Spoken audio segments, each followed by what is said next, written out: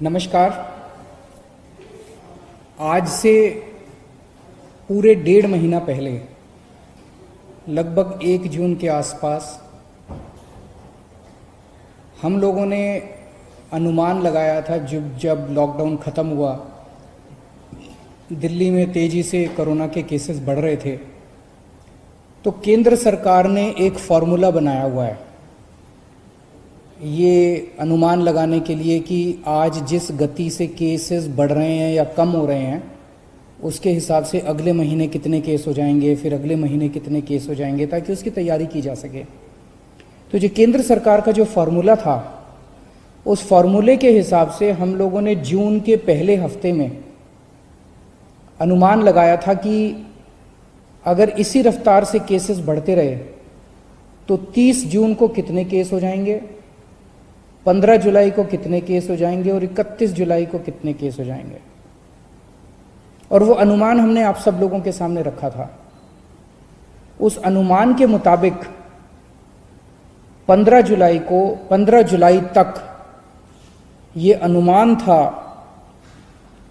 कि आज तक 2.25 लाख केस होने का अनुमान था। उस फॉर्मूले के हिसाब से जून में जिस तेजी से केस बढ़ रहे थे पहले हफ्ते में, उसके हिसाब से केंद्र सरकार के फॉर्मूले के हिसाब से आज तक 2.25 लाख केस हो जाने चाहिए थे दिल्ली में टोटल। उसमें से 1,34,000 एक्टिव केसेस होने चाहिए थे और इन एक्टिव केसेस के लिए लगभग 34,000 बेड्स की जरूरत थी। लेकिन पिछले 1.5 महीने में जिस तरह से हम सब लोगों ने मिलकर, दिल्ली के 2 करोड़ लोगों ने मिलके, दिल्ली सरकार ने मिलके, केंद्र सरकार ने मिलके, सब लोगों ने मिलके जो प्रयास किए, आज अनुमान था कि 2.25 लाख केसेस होंगे, लेकिन हकीकत में आज उसके आधे केसेस हैं। 1,15,000 केसेस आज हुए हैं। अनुमान था कि 1,34,000 केस एक्टिव होंगे, लेकिन आज केवल 18,600 केस एक्टिव हैं। अनुमान था 1,34,000 केस एक्टिव होंगे, केवल 18,600 केस एक्टिव हैं। और अनुमान था कि 34,000 अस्पतालों में बेड्स की जरूरत पड़ेगी। अस्पतालों में, कोविड सेंटर वगैरह में, अस्पतालों में 34,000 बेड्स की जरूरत पड़ेगी।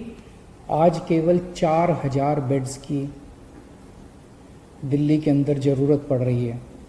हमने 15,500 बेड्स का इंतजाम कर लिया है, लेकिन आज उनमें केवल 4,000 बेड भरे हुए हैं, बाकी सारे बेड खाली हैं। तो स्थिति काफ़ी नियंत्रण में नज़र आ रही है आज। लेकिन मैं बार बार ये कहता हूँ कि हमें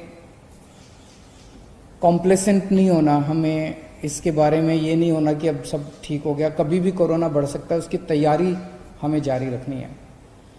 आज हमारी जो स्थिति है इसके लिए, और जो आज स्थिति को हमने पिछले 1.5 महीने रात दिन मेहनत करके हम लोगों ने ठीक किया है, इसके लिए मैं सब लोगों का शुक्रिया अदा करना चाहता हूँ। खासकर दिल्ली के अपने 2 करोड़ लोगों का, उन सब लोगों का जिन लोगों ने दिल्ली में कोरोना की स्थिति पे काबू पाने में मदद की, उन सब लोगों का मैं तहे दिल से शुक्रिया अदा करना चाहता हूँ। क्योंकि मैं ये मानता हूँ, ये मेरी वजह से नहीं हुआ, ये केजरीवाल की वजह से नहीं हुआ, ये हमारे मंत्रियों की वजह से नहीं हुआ।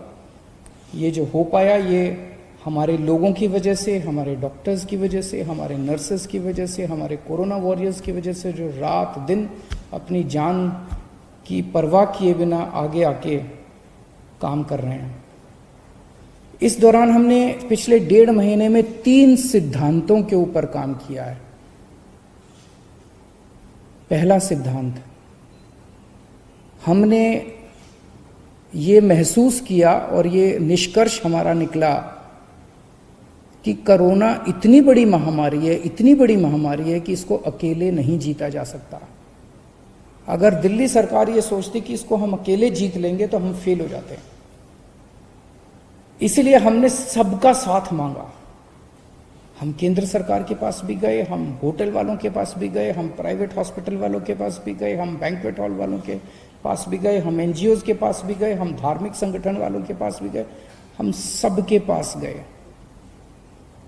तो पहला हमारा सिद्धांत था कि इस लड़ाई को अकेले नहीं जीता जा सकता, और इसमें हमने सभी पार्टियों का साथ लिया। आज मैं सभी पार्टियों का, बीजेपी का, कांग्रेस का, सबका शुक्रिया अदा करना चाहता हूं। दूसरा सिद्धांत हमने अपनाया कि जब चीजें गलत चल रही थी तो हर व्यक्ति कमियां निकाल रहा था। हमने उस पर नाराजगी जाहिर नहीं की, हमने उस पर गुस्सा नहीं किया। जो भी कमी निकाल रहा था, चाहे वो मीडिया वाले हों, चाहे कोई उस पर रिकॉर्ड करके सोशल मीडिया पे डालता, कोई भी कहीं से कोई भी हमें गलती बताता था, उसको नोट कर लेते थे और उस गलती को सुधारने की कोशिश करते थे। यही कारण है जिस एलएनजेपी अस्पताल के बारे में पहले जून के पहले हफ्ते के अंदर इतना उसके अंदर नुक्स निकाले जा रहे थे, हमने एक नुक्स नोट किया। जिन जिन पत्रकारों ने स्टोरीज की, मैंने खुद कई पत्रकारों को फोन करके, एडिटर्स को फोन करके पूछा कि आप हमें बताइए कि कहां कमियां और कैसे ठीक करें, और उन कमियों को नोट करके उन कमियों को हमने दूर करने की कोशिश की। मुझे बेहद खुशी है कि जिस एलएनजेपी अस्पताल के बारे में इतनी बुराई की जा रही थी, आज उसकी इतनी तारीफ की जा रही है, और ये सारा श्रेय मैं हमारे एलएनजेपी हॉस्पिटल के डॉक्टर्स, नर्सेज और उनके एडमिनिस्ट्रेशन और मेडिकल सुपरिंटेंडेंट और वहाँ के डायरेक्टर को देना चाहता हूँ, जिन्होंने बहुत मेहनत की है।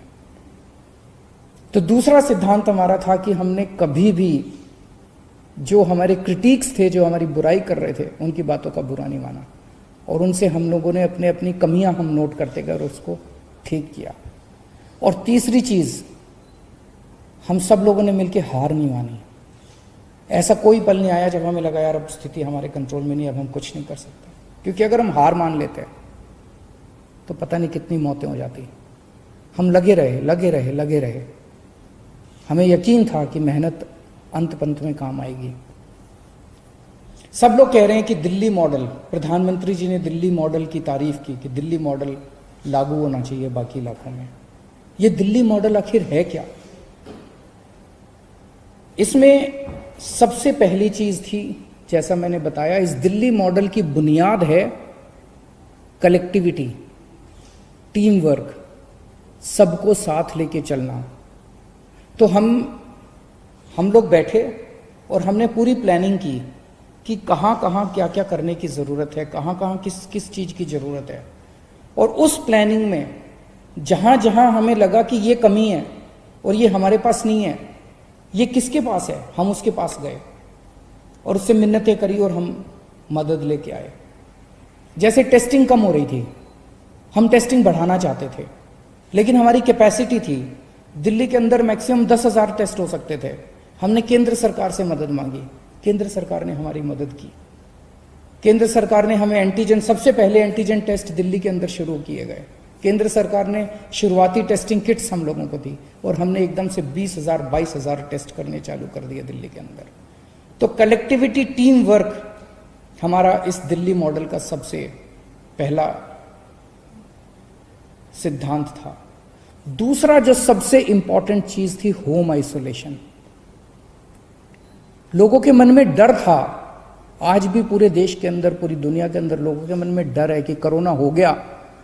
एक तो कोरोना का डर है कि कोरोना हो गया तो पता नहीं क्या होगा, और दूसरा डर होता है कि कोरोना पॉजिटिव आ गया तो सरकार उठा के क्वारंटाइन सेंटर में डाल देगी, सरकार उठा के हमें किसी और सेंटर में, आइसोलेशन सेंटर में कहीं डाल देगी, अस्पताल में डाल देगी। लोगों के मन में ये डर था, क्वारंटाइन सेंटर का डर था, आइसोलेशन सेंटर के डर थे। जब हमने होम आइसोलेशन शुरू किया और होम आइसोलेशन का एक्सपीरियंस हम लोगों ने बहुत कंफर्टेबल कर दिया। हमारी डॉक्टर्स की एक टीम जो होम आइसोलेशन में सबसे पहले उनके घर जाती है, उनको सारा बता के आती है कि आपको ये एहतियात करना है, इस कमरे में रहना है, ये टॉयलेट है आपका, उनके घर का इंस्पेक्शन करके आती है, मुआयना करके आती है, सारा सिखा के आती है। उनको एक ऑक्सीमीटर दे के आते हैं कि 2-2 घंटे में अपनी ऑक्सीजन नापते रहना। अगर ऑक्सीजन कम हो जाए तो आप हमें फ़ोन कर देना, हम आपको अस्पताल ले जाएंगे, आपको चिंता करने की ज़रूरत नहीं है। उनको जब तक उनका कोरोना ठीक नहीं हो जाता, अगले 10-12 दिन तक रोज़ उन लोगों को फ़ोन जाता है, डॉक्टर्स का फ़ोन जाता है और वो उनसे पूछते हैं क्या हाल है, ठीक हो, कोई दिक्कत तो नहीं है। उनको टेली काउंसलिंग की जाती है होम आइसोलेशन वालों को। इस वजह से लोगों को कोरोना होने के बावजूद भी उनका एक्सपीरियंस, लगभग 80 से 90% पेशेंट्स होम आइसोलेशन के अंदर आज उनका इलाज चल रहा है। दिल्ली के अंदर होम आइसोलेशन इतना शानदार तरीके से लागू किया गया कि उसकी चर्चा आज सब जगह चल रही है। इस होम आइसोलेशन का फ़ायदा ये हुआ कि पहले लोग अपना टेस्टिंग कराने से डरते थे। उनको ये लगता था टेस्ट हुआ और पॉजिटिव आ गया तो मेरे को उठा के क्वारंटाइन सेंटर में डाल देंगे। आज भी मैं जानता हूं कि कई राज्यों के अंदर इसी वजह से टेस्टिंग नहीं करा रहे, क्योंकि वहां होम आइसोलेशन नहीं है। वहां पे जो पॉजिटिव आता है, चाहे माइल्ड हो चाहे एसिम्टोमेटिक हो, उसको उठा के क्वारंटाइन सेंटर में डाल दिया जाता है। तो कोई टेस्ट नहीं कराना चाहता, कोई जब तक अस्पताल जाने की मजबूरी ना, इतना सीरियस ना हो जाए, तब तक कोई टेस्ट नहीं कराना चाहता। और जब वो टेस्ट नहीं कराता तो वो समाज में घूमता रहता है और 10 और लोगों को कोरोना कर देता है। तो हमने होम आइसोलेशन किया, लोगों का डर खत्म हुआ, इस वजह से लोगों ने खूब टेस्टिंग करवानी चालू कर दी। अब हम टेस्टिंग कर रहे हैं बहुत एग्रेसिव लेवल पे। पहले 5,000 टेस्ट हो रहे थे, अब 20-22 हज़ार टेस्ट डेली हो रहे हैं। 22,000 23,000 टेस्ट डेली हो रहे हैं। और हम टेस्ट करते हैं, जिसको कोरोना मिलता है उसको आइसोलेट कर देते हैं, जिसको कोरोना मिलता है उसको आइसोलेट कर देते हैं। दिल्ली में मौत के आंकड़े काफी कम हो गए हैं। जून के महीने में 100 से ऊपर मौतें होने लगी थी प्रतिदिन। कुछ दिन ऐसे थे जिसमें 100 से ऊपर मौत हुई थी। अब 30-35 मौत डेली हो रही हैं। ये भी नहीं होनी चाहिए, इसको ठीक कर रहे हैं और कम करेंगे। लेकिन मौत को कम करने के लिए हमने एक अभियान, पूरा उसका प्लानिंग की, और उस प्लान के कंपोनेंट थे। हमने देखा कि मौत क्यों हो रही है, तो देखा सबसे पहले टेस्टिंग है। कई लोगों का टेस्ट टाइम पे नहीं हो पाता, और जब तक टेस्ट होता है तब तक उसकी मौत हो जाती है। तो हमने टेस्टिंग अब इतनी बढ़ा दी है कि लोगों को टेस्टिंग करने में कोई दिक्कत नहीं आ रही है, तुरंत टेस्ट करवा रहे हैं लोग। दूसरा हमने देखा एम्बुलेंस की दिक्कत हो रही थी। शुरू में लोगों को एम्बुलेंस नहीं मिल पा रही थी, एम्बुलेंस की कमी थी। आज हमने इतनी एम्बुलेंस का इंतजाम कर लिया है कि किसी को भी अब रिजेक्ट नहीं किया जाता, मना नहीं किया जाता। 100% लोगों को, एक व्यक्ति जो फोन करता है उसको एम्बुलेंस पहुंचती है। पहले एम्बुलेंस पहुंचने में 2-2 घंटे लग जाते थे, आज आधे घंटे के अंदर फोन करो और आधे घंटे के अंदर एम्बुलेंस पहुंचती है। तीसरा हमने देखा कि एम्बुलेंस जब मरीज को अस्पताल लेके जाती है, अस्पताल के बाहर उसकी सारी औपचारिकताएं पूरी करने के लिए 2-2, 3-3, 4-4 घंटे लग जाते थे। एम्बुलेंस में बैठा रहता था मरीज। मीडिया वालों ने कई ऐसी स्टोरीज की कि 3 घंटे तक मरीज एम्बुलेंस के अंदर बैठा रहा, वहां उसकी मौत हो गई। अब हमने ये इंतजाम कर दिया कि एम्बुलेंस जाएगी, सबसे पहले मरीज को अस्पताल के अंदर ले जाके एक होल्डिंग एरिया बना दिया हमने। होल्डिंग एरिया में उसको ऑक्सीजन दो, उसके बाद उसके कागज भरो, कागजी कार्रवाई बाद में हो जाएगी। सबसे पहले अस्पताल के अंदर एम्बुलेंस पहुंचते उसको होल्डिंग एरिया में ले जाया जाता है। फिर हमने बेड्स के इंतजाम किए। जून के महीने में अस्पतालों में बेड्स की कमी हो गई थी। 1 जून को दिल्ली में 4100 बेड थे, आज दिल्ली में 15,500 बेड्स हैं। 4 गुना बेड्स का इंतजाम कर दिया 1 महीने के अंदर। 1 जून को दिल्ली में केवल मात्र 300 आईसीयू थे, आज दिल्ली में 2100 आईसीयू बेड्स हैं, और 2100 में से केवल 1000 भरे हुए हैं, 1100 आईसीयू बेड्स खाली पड़े हुए हैं।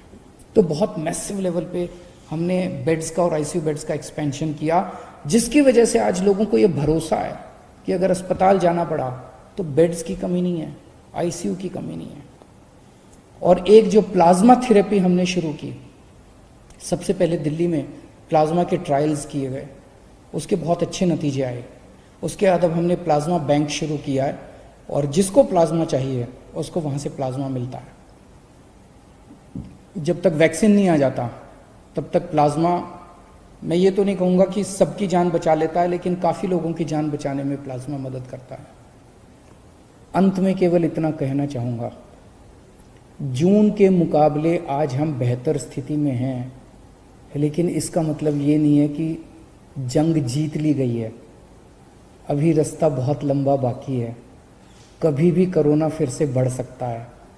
हमें बिल्कुल भी कॉम्प्लेसेंट नहीं होना, हमें बिल्कुल भी हाथ पे हाथ रख के नहीं बैठना, अपनी तैयारियां पूरी रखनी है, हमेशा मास्क पहन के घूमना है, सोशल डिस्टेंसिंग फॉलो करनी है, अपने हाथ धोते रहना है, अपनी सेफ्टी अपने हाथ में है। आज हम बेहतर स्थिति में, ये बेहतर स्थिति बनी रहे, स्थिति ना बिगड़े, ऐसे मैं प्रभु से कामना करता हूँ। बहुत बहुत सियासी तकदीर यूट्यूब चैनल को सब्सक्राइब करें और बेल आइकन पर क्लिक करें ताकि आपको सबसे पहले खबरें मिलती रहें।